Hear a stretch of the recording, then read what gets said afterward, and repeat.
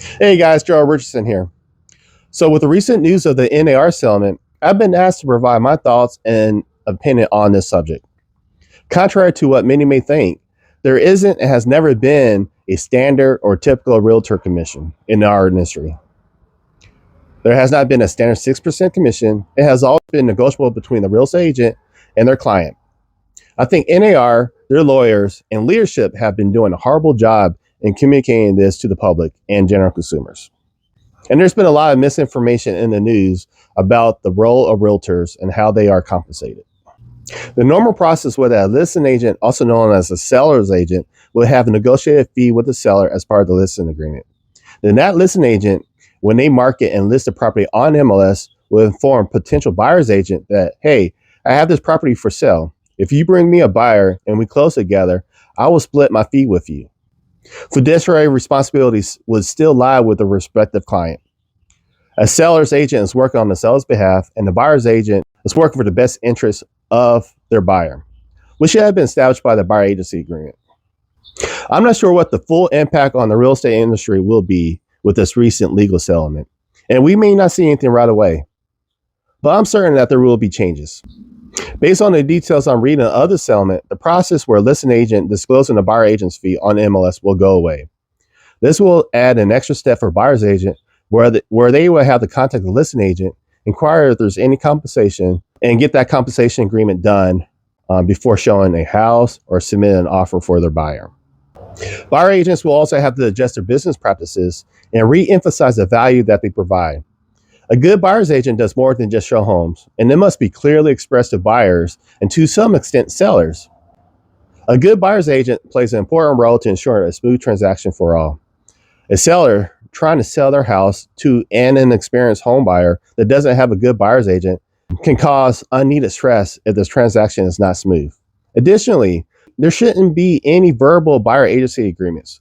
Similar to how listing agents must have written agreements signed prior to do any work, buyer agents will need to do the same with buyers. A buyer's agent should not do any work or showings without a signed buyer agency agreement, along with an understanding of how they will be compensated.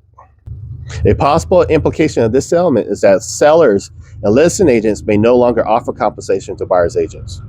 So that means buyers may need to cover the buyer agent's fee if they wish to hire a buyer's agent.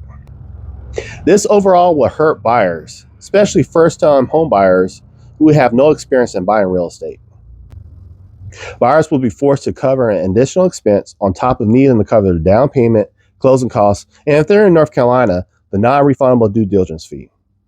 I can see buyers electing not to hire an agent because they can't afford to, which will place them at such a disadvantage without having someone there to guide them. Again, especially for first-time home buyers in a buyer beware state like North Carolina. Potentially, buyers can pay buyer agents a la carte, where there's a fee for specific items that an agent does for a buyer. For example, for every showing, a buyer could pay an agent like $50 or some kind of hourly rate, which could be helpful for experienced home buyers who have already purchased several homes and got a good idea of the home buying process. But what about first-time home buyers who do not know what help they will need in buying a house? Experienced buyers and even sellers who have sold multiple homes will be the ones to advise you to hire an agent because they know the value of being able to consult with an expert, especially if something happens in the transaction that they had never dealt with before. I also think these lawsuits and settlement were kind of short-sighted. Because we've been in the seller's market for so long due to the housing shortages, many have forgotten how the market was shortly after the market crash in 2007 and 2008. I got into real estate back in 2008, and I can tell you the sellers back then were more than willing to pay over 6% in commission if it helped sell their house. Now imagine if the real estate market becomes ultra competitive again like it was a couple of years ago. Even if a seller and a listing agent is willing to offer a buyer's agent fee for a listing, in addition to competing on the list price and due diligence fees, competing buyers may opt not to use an agent, hoping that their offer is more attractive in a multiple offer situation. Again, I don't see how this will help buyers and the overall community. I also don't see how this will help lower home prices, address affordable homes, or correct the housing shortages that we have for so many years. Let me know if you have a comment for anything I said or have any questions, and I'll talk to you guys later.